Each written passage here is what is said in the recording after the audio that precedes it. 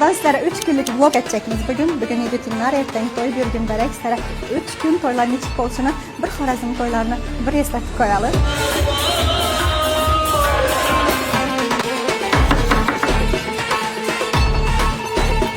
Bize bugün yigitçinlere nana salçalarımızı, 3 xilday salatamızı, bu baklacan sos, gribnoy salatamız, narın salatamızı, yangi mini pirojnilarımızı alıp geldik. Video davamında bunların hammasini sizlere gösterib o'tamiz.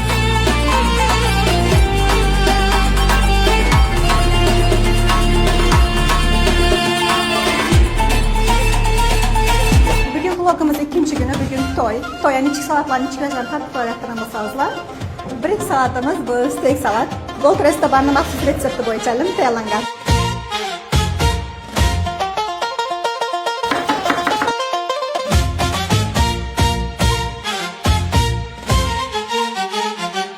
İkinci salatımız bizden Yaponski salatadır.